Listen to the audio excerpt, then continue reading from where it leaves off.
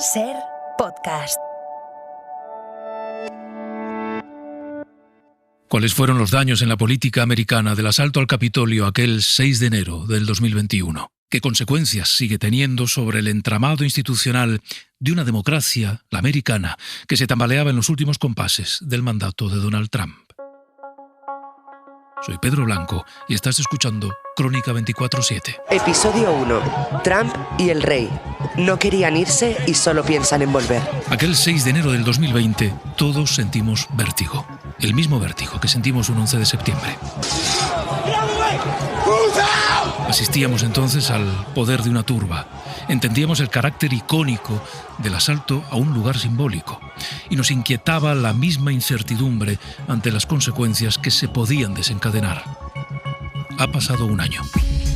El día en que el Capitolio se tiñó de negro. Rafa Panadero. CNN projects Joseph R. Biden Jr. is elected the 46th President of the United States. This is a Fox News special report. Sábado 7 de noviembre de 2020. Han pasado 4 días desde la votación y los principales medios de comunicación dan por fin como nuevo presidente de los Estados Unidos a Joe Biden. El siguiente paso será la confirmación oficial en una sesión conjunta del Senado y la Cámara de Representantes el 6 de enero en el Capitolio.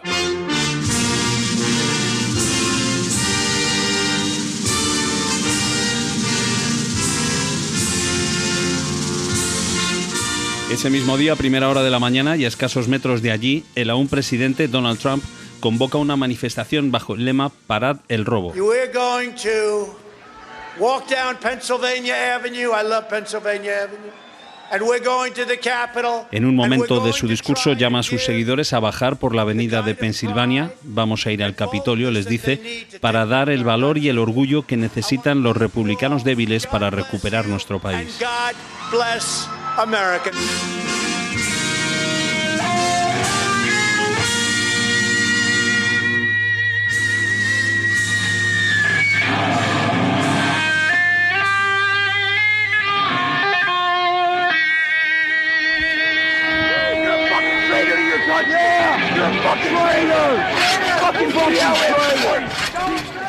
Iban preparados como con equipamiento casi de militar sin ser armas de asalto, sino con chalecos, con cascos, con rodilleras, con sprays. El periodista Nicolás Lupo está allí grabando un documental y acompaña a los seguidores de Trump en su marcha hacia el Capitolio. Sí que veo que hay una agresividad bastante fuerte por parte de los manifestantes, pero inicialmente no pensaba que se fueran a romper las líneas policiales. Desde la ventana de su oficina, el congresista demócrata Henry Cuellar sigue también sorprendido lo que está pasando. Ya quebraron el perímetro, ya estaban en las puertas, en las ventanas, miraba el humo, dijo, esto no es una protesta, no es una manifestación normal. La policía intentando defenderse de los lanzamientos de objetos, de tubos metálicos, de piedras. No, eso es algo muy diferente. A esas alturas la policía ya no habla de manifestación y en su canal de radio interna avisan de que se están enfrentando a una auténtica revuelta. Riot es el término que usan.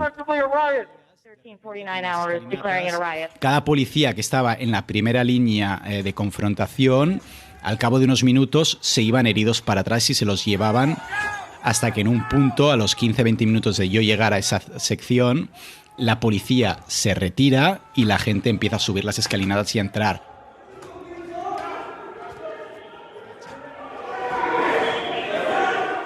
Tal como entra, empieza a caminar por los pasillos, cantando cánticos a favor de Trump, contra el robo. En los pasillos la tensión sigue subiendo. En algunas de las intersecciones de los pasillos, con mini rotondas, había unas líneas de policía, de 20-30 policías, algunos de ellos armados con los fusiles, y los manifestantes que siguen empujando. Ante las recomendaciones de seguridad, se suspende la sesión. Y los congresistas y senadores primero se quitan sus tarjetas de identificación para no ser reconocidos y después buscan refugio en sus oficinas, en un armario, como hizo Ocasio-Cortez. Cualquier lugar puede servir porque los asaltantes están ya por todas partes. También vi la oficina de Nancy Pelosi desde fuera y vi cómo la gente entraba y salía sin ningún reparo. Durante esos minutos el descontrol es total. La intervención de un agente logra desviar a los asaltantes lejos del hemiciclo y al poco parece que ya no saben dónde ir. Parecía una visita turística masiva sin guía. La gente se hacía fotos al lado de las grandes pinturas de los padres fundadores de Estados Unidos. Le ponían las gorras rojas típicas de Make America Great Again encima de las estatuas. Sin embargo, en algunos controles de acceso sigue la tensión. Aún hay fanáticos de Trump que quieren entrar y los agentes responden.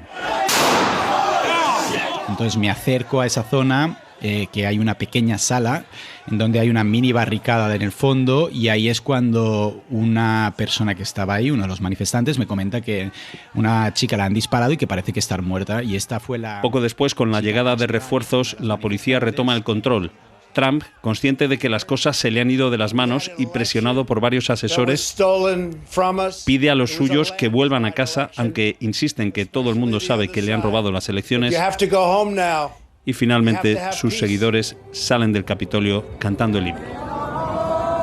El asalto ha terminado. Al día siguiente se retoma la sesión y se confirma el nombramiento de Joe Biden como presidente de Estados Unidos. Joe Biden will be the president according to the ballots that have been given to us.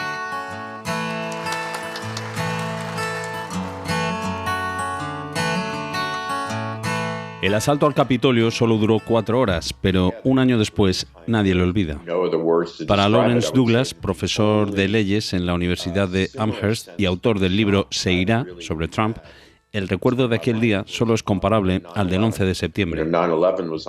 Las imágenes del Capitolio podrían haber servido, nos dice, para eliminar a Trump como fuerza política, pero no fue así ni entonces ni en el fallido segundo impeachment, que el profesor Douglas ve como un momento decisivo para la democracia estadounidense, porque, como dice el dicho, cuando atacas al rey, debes matar al rey.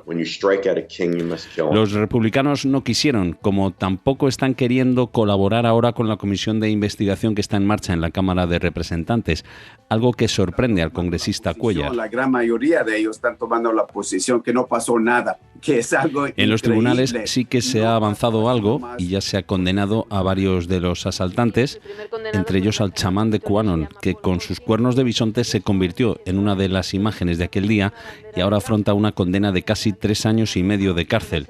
Pero no parece probable que la justicia vaya más allá y pueda llegar hasta el fondo. César Martínez es analista político y fundador de Mass Consulting. Donde creo que está fallando es en los autores intelectuales, en Donald Trump. Martínez conoce bien el Partido Republicano porque ha sido asesor en las campañas de George y Jeb Bush, Romney o McCain, y ahí sigue notando la sombra de Trump. Y hoy por hoy, Donald Trump tiene las riendas todavía del Partido Republicano. Está en un segundo plano de momento, pero no se puede descartar que Trump vuelva a la primera línea en las presidenciales de 2024, sobre las que el profesor Douglas advierte. Como por el sistema electoral estadounidense basta con cambiar unos miles de votos en algunos estados para cambiar el resultado final, no es exagerado decir que están preparando un golpe contra la democracia americana, colocando a fieles a Trump en puestos clave de la administración de esos estados para asegurar así el control de los resultados electorales.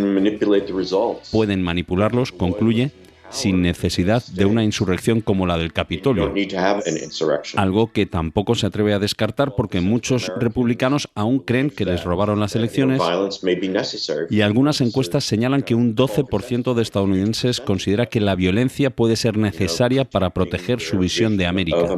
En un país de 330 millones de habitantes, esos son muchos seres humanos.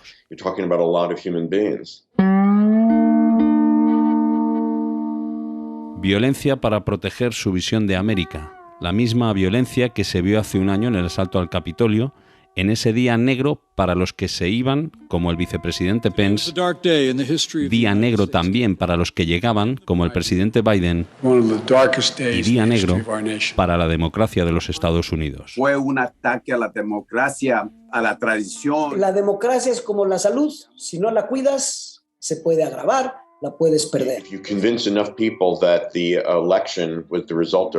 Si convences a suficiente gente de que las elecciones fueron un fraude, les puedes convencer de que la violencia sirve para defender la democracia, en lugar de para derribar la democracia.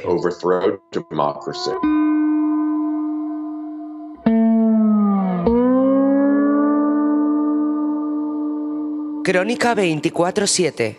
¿Vendrán a España este año 4 reyes?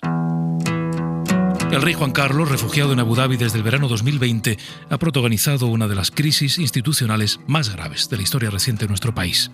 Y sigue siendo un factor de inestabilidad para la institución real y también para el gobierno, que va a tener que gestionar su vuelta, porque será este año el año del regreso del rey. El rey emérito abandona España, se va del país. Acaba de enviar un comunicado en la Casa del Rey en el que dice, y os leo literalmente: Majestad, querido Felipe, ante la repercusión pública que están generando ciertos acontecimientos pasados de mi vida privada, te comunico mi meditada decisión de trasladarme en estos momentos fuera de España. Con mi lealtad de siempre, con el cariño y afecto de siempre, tu padre. En la mesa de redacción de Crónica 24/7, María Manjabacas, Miguel Ángel Campos e Inma Carretero. María, la duda fundamental que ya hemos dejado planteada, la gran pregunta que en parte enmarca este año 2022. ¿Regresará el rey Juan Carlos? Todo apunta a que sí. Confirmado, como podéis imaginar, no hay nada ni se espera. Probablemente hasta que lo veamos aquí, el silencio de Casa Real será real y nunca mejor dicho. Pero la hoja de ruta está trazada y los que llevamos ya tiempo en esta información sabemos que el rey no va a venir hasta que no se cierre su caso con la Fiscalía aquí en España. Y esto ahora nos dirá los plazos Miguel Ángel. Y mientras tanto no está previsto. No está en Abu Dhabi ahora mismo porque se haya sido contacto estrecho de Nadal en Abu Dhabi viendo un partido de tenis y luego manteniendo una comida. No, está en Abu Dhabi porque era lo previsto. No iba a venir en Navidad. Ahora creo que me vais a preguntar, ¿y tantos rumores? Claro, ahora te pregunto por los rumores, pero ya que has mencionado una de las claves para este año 2022, ¿cuánto tardará la Fiscalía?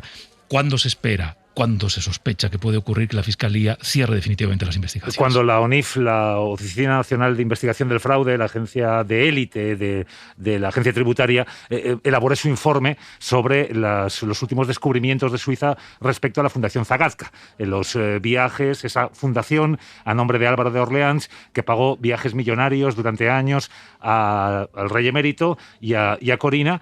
Bueno, pues cuando ese informe esté concluido por parte de la ONIF y detecte o no la presencia de algún ilícito penal o de alguna irregularidad o delito fiscal, pues ese informe será remitido a la Fiscalía del Supremo y será el fiscal el que en consecuencia obre, bien con el previsto archivo de la causa o bien con la apertura de alguna investigación penal. Ahora añadimos la clave política, pero ya que mencionabas, María, los rumores, este país, los medios de este país, algunos, más que otros, han sido un hervidero constante de rumores sobre lo que aparentemente iba a ocurrir en un plazo corto y nunca ha llegado a ocurrir. De todas formas, esto sí que nos da pie a confirmar ya que los amigos del rey no son una fuente fiable de información.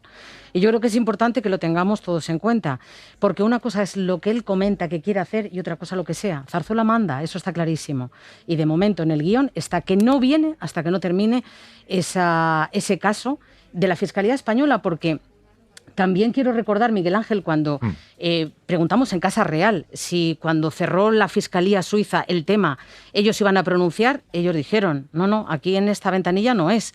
¿Por qué? Porque aunque el caso investigaba las comisiones, aunque el caso investigaba el dinero que fue a Corina, a él no se le investigaba. Jamás. Claro, entonces ellos dicen, no, esto no va conmigo. Entonces, ¿ahí qué dicen ellos? Ni me pronuncio.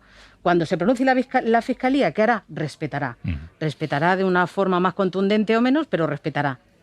Yo creo que se marca la diferencia, ¿no? Y cuando se pregunta en Moncloa por el grado de inquietud, por el grado de preocupación, porque el momento elegido por el rey Juan Carlos para volver a España sea el oportuno, en fin, menciono simplemente que el año 2022 vuelve a ser un año electoral, por, en fin, dejar un argumento político que va a estar ahí. Inevitablemente, Inma, el regreso del rey Juan Carlos impactará directamente la vida política de este país. La posición oficial del gobierno sobre eso, Pedro, es lo que dice María. Zarzuela manda. Sobre este tema dicen que el regreso o no del rey solo incumbe a la zarzuela. Eso repiten en la Moncloa. Eso es lo que responden en la mesa del Consejo de Ministros cada vez que preguntamos. Pero luego hay opiniones para todos los gustos dentro de los miembros del Ejecutivo.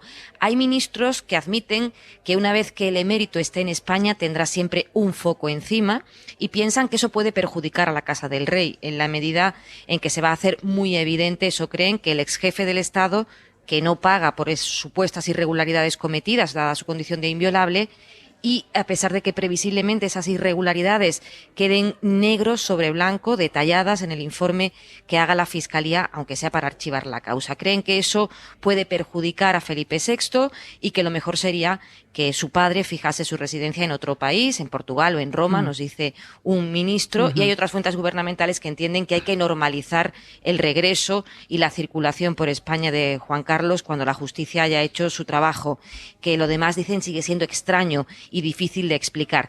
Y hablabas del clima electoral, hay una cosa que tienen muy clara en el PSOE y en Podemos, en los socios de la coalición, y es que no se van a poner de acuerdo nunca sobre el tema de cómo abordar la relación con la monarquía. Para el PSOE siempre es muy importante salvaguardar a Felipe VI, creen que su fidelidad al pacto constitucional está implícita en las siglas del partido. Los morados van a seguir arremetiendo contra la monarquía, pero realmente no es un asunto que abra una gran grieta entre los socios. Son discrepancias que podemos decir que están pactadas. Esta es una crisis política institucional que se juega a varias bandas. Ahora vuelvo con María, pero Miguel Ángel, hay algo que nos puedes contar en esta Crónica 24/7, y es que las primeras sospechas, los primeros informes sobre las supuestas actividades irregulares del rey, informes sospechas del Grupo de Estados contra la Corrupción, el GRECO se llama, surgen hace mucho tiempo, el año 1995. En 1995, el Grupo Multidisciplinar sobre la Corrupción, organismo dependiente del Consejo de Europa, precursor del GRECO que citabas, que se crea unos años más tarde, en 1999, es el que primero apunta, señala en sus reuniones de Estados miembros a Juan Carlos I como, le identifica como comisionista, ya en 1995. De aquello, bueno, podemos estar seguros de varias cosas. Que jamás se investigó, debido a la inviolabilidad del rey, jamás se llevó a cabo ninguna investigación al respecto, y que el Estado español fue sabedor de esas sospechas lanzadas desde el precursor del GRECO, desde el Grupo Multidisciplinar sobre la Corrupción, porque forma parte de ese colectivo. Y bueno, y eso quedó en nada. Nada se hizo debido a la inviolabilidad del rey, y efectivamente el Estado español tuvo conocimiento de esa situación. Solo lo hemos conocido con mucha posterioridad, y todo a raíz de las revelaciones que realizó el comisario jubilado Villarejo. Porque está claro que sí, luego a partir de lo que revela Villarejo, la Fiscalía Anticorrupción Española se pone a trabajar, a raíz de esa documentación la Fiscalía Suiza también se pone a trabajar, intentando pues cazar esas comisiones en la banca Mirabeau, pero el que realmente hace estallar esta bomba es el comisario Villarejo con esa información que tenía.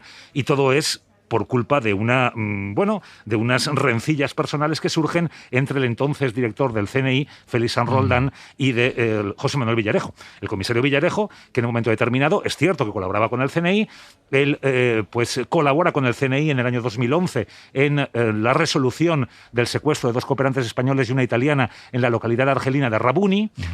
Reclama $3 millones, según nos cuentan las fuentes de aquel caso, $3 millones que jamás le llegan, que le parecen demasiados al CNI. Él achaca, José Manuel Villarejo, al CNI esa situación, y empieza pues a armarse, a dotarse de documentación para intentar atacar a Sanz Roldán. Villarejo se creía Dios por su contacto con las más altas instituciones del Estado, con todos los ministros del Interior que ha habido, sobre todo a raíz del año 1994, y bueno, él intenta armar un frente contra Sanz Roldán para acabar con él. Se convierten en enemigos íntimos, y todo esto deriva en la situación que hemos conocido con posterioridad. En su intento de desarticular, de desmontar a Sanz Roldán, José Manuel Villarejo se entrevista con Corina, saca a la luz o guarda para sí esas grabaciones y esas manifestaciones. Finalmente se le presenta una denuncia contra Villarejo, la casa de Villarejo es intervenida, son intervenidas esas grabaciones y esa documentación sobre Corina, y se revienta la investigación contra el emérito. Vamos a abordar 2 claves más en esta mesa de redacción en Crónica 24/7. María, ¿qué recibimiento se va a encontrar el rey Juan Carlos? ¿Familiar? ¿Cuándo regrese a España? Hostil. vamos, no creo que reveló nada. Si damos por hecho que va a ser muy hostil. ¿Y por qué lo digo? Estoy hablando de lo que es la familia real. Ojo, no hay que olvidar que el rey emérito sigue siendo uno de los 6 miembros de la familia real. A veces se nos olvida porque hay tanto distanciamiento que parece que él no es familia real. Pues sí, es del núcleo, por decirlo de alguna forma, duro. Entonces, lo de los cortafuegos en Zarzuela lo hacen rápidamente. Esto tiene un precedente, porque cuando pasó lo de Urdangarín, en ningún momento os invito a los oyentes a que busquéis una foto de el rey Felipe con Urdangarín. No existe. Pese a que, por ejemplo, yo recuerdo un momento en la clínica, cuando Botswana, cuando la operación de cadera, salieron unos y llegaron otros. En ningún momento hubo una foto en la puerta. O sea, esto no era improvisado, esto estaba preparado. Y en ese sentido al rey lo apartan mucho, lo distancian mucho. Luego sí que habrá un recibimiento cálido por parte de la hija, de Elena, pero bueno, no cotiza a nivel de lo que es la casa del rey, porque ya está fuera de ese núcleo que decíamos, núcleo duro de la familia real. Y una clave más, Inma, porque claro, hay en la carpeta algunos asuntos pendientes, en la carpeta de la política, ¿no?, de la política legislativa, reformas que afectan directamente al entramado legal, ¿no?, en torno a la corona. Sí, por el momento son reformas aparcadas hasta que se produzca el momento político oportuno, dicen. Ya ha rechazado el Gobierno de plano aprobar una ley de la corona. La rechazan por una razón fundamental, porque dicen que eso implica llevar al Congreso, al centro del debate político, el cuestionamiento de la monarquía. Pondrían en primera línea las aspiraciones republicanas de muchos grupos.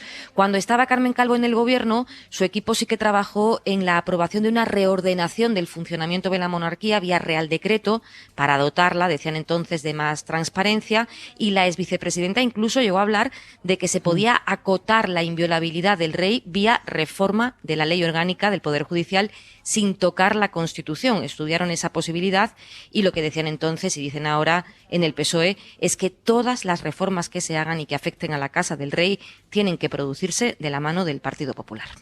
Y bueno, hay una cuestión más. El informe, nos cuentan fuentes de anticorrupción, que a pesar de que el decreto finalmente apunte al archivo, se va a dejar constancia en ese mismo decreto que Juan Carlos I defraudó a la Hacienda Pública. Claro. Eso es lo que preocupa, claro. Que hubo un fraude fiscal. Y que hubo un fraude fiscal que primero hubo una investigación. Él regularizó esa parte correspondiente. Cuando se abre otra investigación o se empieza a abrir otra investigación, es decir, se nota, ha percibido de que existe esa investigación, regulariza de nuevo. ¿Cuántas veces más vamos a necesitar que regularice? Si ya en el año 95 el grupo multidisciplinar sobre la corrupción ya apuntaba a Juan Carlos I como un comisionista, y estas comisiones que ahora están bajo sospecha, hablamos de dinero de a partir del año 2008, podemos estar seguros de que jamás va a salir ninguna investigación anterior que pueda hacer, no ya regularizar porque estarían prescritos los delitos, pero sí pedir de nuevo perdón a la ciudadanía. No creo que pida perdón. Perdonar que me haya metido, pero no creo que pida perdón. Y eso es lo que ha dicho el presidente del Gobierno en más de una ocasión, que debería dar explicaciones al menos a la ciudadanía, el rey emérito. El rey emérito nunca estuvo de acuerdo con eso de que pidió perdón. Él siempre se dice que fue forzado a pedir perdón, pero él en su ADN no lo lleva, y por eso en este sentido yo creo que por segunda vez, que ya depende más de él pedir perdón, no lo creo. Gracias, María. Un abrazo, hasta luego. Gracias, Inma. Hasta luego. Gracias, Miguel. A ti siempre, Pedro. Crónica 24/7. Hemos rescatado y ahí el SEMA está trabajando con ellos para reanimar. A las 6 menos 5 minutos de la mañana del 30 de noviembre, los servicios de emergencia de Barcelona reciben una llamada. Una llamada que alerta de un fuego en un local que había ocupado una de esas muchas oficinas bancarias a las que poco a poco han ido echando el cierre. Esta tragedia, porque no hay palabras. En ese fuego murieron 4 personas, una familia entera.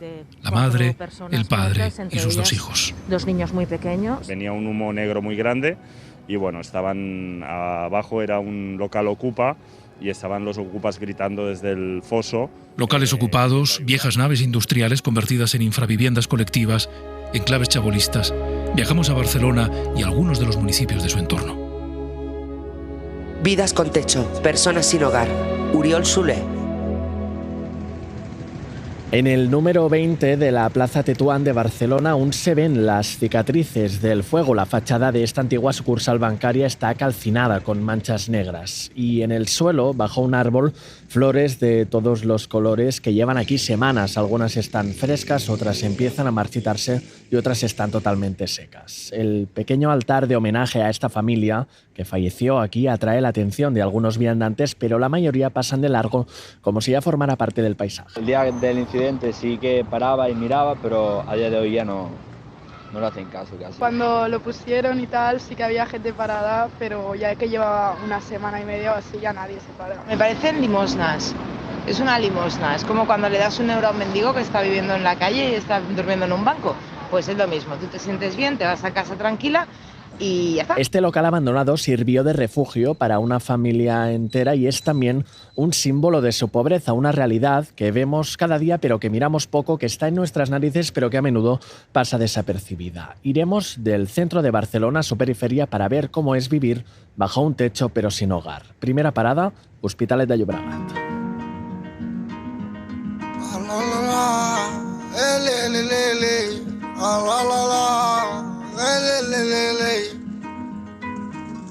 En el barrio de La Florida, más de 80 personas fueron desahuciadas de un plumazo de una nave industrial donde vivían desde hacía 6 años y 12 de ellos se han quedado durmiendo en la calle en un campamento improvisado encima del asfalto. Tenemos que ir a los bares para asearnos, luego después compramos alguna cosa para calentar. Antes teníamos una vecina de aquí también que nos pasaba la luz. Lo cuenta Maribel, tienen colchones puestos encima de las tiendas, los cepillos de dientes en una mesa de camping y también un pequeño fuego de campamento para calentar leche, por ejemplo. Esto es la calle y pues no es de gusto de nadie. También después de ser desahuciados de la nave industrial, el ayuntamiento les ofreció 3 noches de albergue, pero ellos dijeron que lo rechazaban. No quieren desmontar el campamento ni tampoco arriesgarse a perder las pocas pertenencias que les quedan. Si nos dan ayuda, por ejemplo, de alimentos, sea arroz, estas cosas, ¿dónde lo vamos a preparar? Porque no tenemos dónde hacerlo. Son familias que necesitan una solución estructural que es difícil que reciban precisamente porque España tiene un déficit también estructural de vivienda pública. Nuestro Estado tiene un piso público por cada 100 habitantes,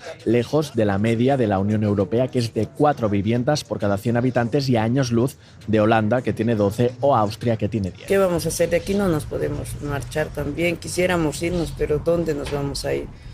No nos gusta, no queremos estar en la calle, pero no tenemos más opción. Esta falta de vivienda empuja a muchas personas a malvivir en chabolas o asentamientos improvisados que se ubican en las grandes ciudades. Otros escogen naves industriales como la que ardió en Badalona hace un año, causando la muerte de 3 personas.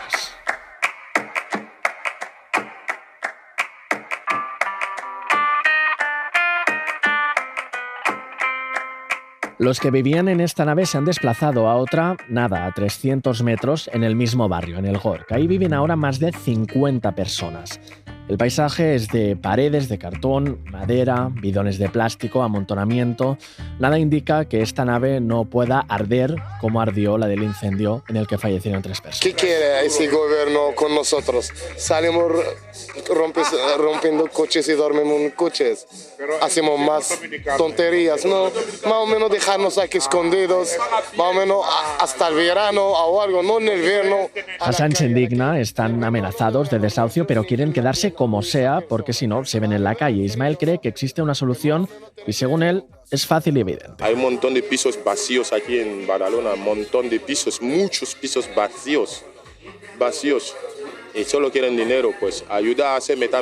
Los datos avalan lo que dice Ismael y no solo en Badalona. En España hay 3,5 millones de pisos vacíos, muchos propiedad de bancos o de fondos de inversión. A todo esto hay que sumarle otra dificultad, que son los problemas que tienen estas personas para regularizar su situación. Todos los habitantes de esta nave de Badalona se conocen al dedillo la ley de extranjería. Nadie aquí ni trabaja ni nada.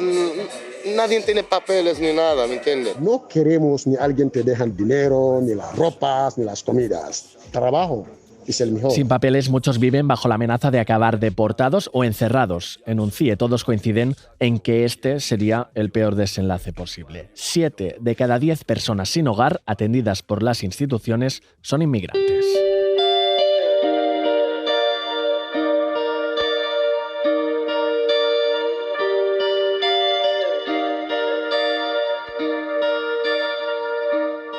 Los habitantes de esta nave industrial del Gorg rechazaron la ayuda del ayuntamiento para ser reubicados de forma temporal, que es una solución que no siempre es del todo idónea. Podemos dar gracias, por así decirlo, porque no estamos en un momento de exigir nada, sino de tener un techo. Mismamente anoche estuvo lloviendo bastante y te quedaba esa conformidad de que veías a tus hijos resguardados bajo un techo. Pero lujos y eso, o sea, nada. De hecho, en la planta de abajo las habitaciones no son privadas como las nuestras, sino que son habitaciones compartidas con gente que ni se conoce. Él es Israel, que fue desahuciado junto a su familia y 70 personas más en el barrio de San Roc, también en Badalona. Lleva ahora un mes viviendo en una pensión mientras espera a que se le conceda un piso público. En Cataluña hay casi 2.500 familias en esta situación, esperando una vivienda de la mesa de emergencia. El tiempo de espera más habitual en un albergue, una pensión o en un hostal es de 3 meses. Con este paisaje desmoralizante y esta espera indefinida también hay excepciones y también esperanza. Najat es un ejemplo de ello. Aquí está mi habitación. Con balconcito, ¿no? Con balconcito, sí, de buena mañana abro y eso como puedo ver un poquito de la playa.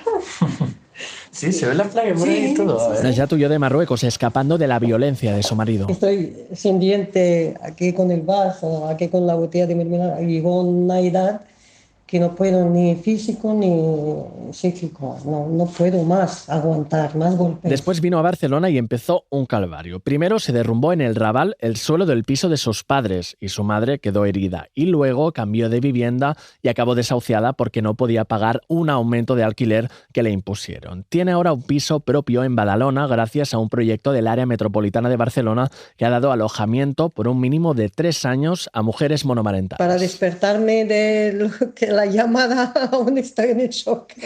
¿Cómo ha pasado?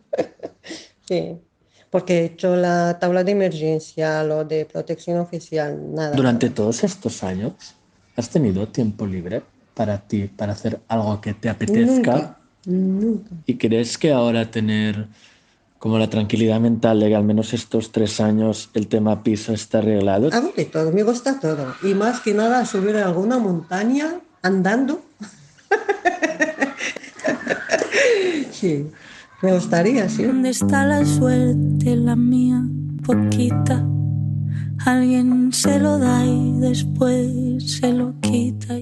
Una nueva vida que ha empezado hace pocas semanas y que le abre un mundo de posibilidades. Ahora, Najat tiene la oportunidad de pensar en qué quiere hacer. No hay tanto pan, pan, pan, no hay tanto pan.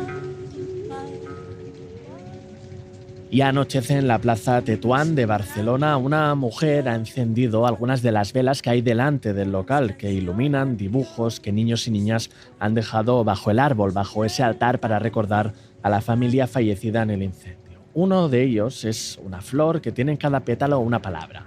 Tristeza, amor, paz en los pétalos de arriba y más cerca de las raíces, fuerza, perdón, descansa. 865 personas malviven en locales, chabolas o naves abandonadas solo en la ciudad de Barcelona. Más de 200 son niños, niñas y adolescentes menores de edad. No hay tanto pan, pan, pan, no hay tanto pan. Esta fiesta no hay tanto pan, pan, pan, no hay tanto pan.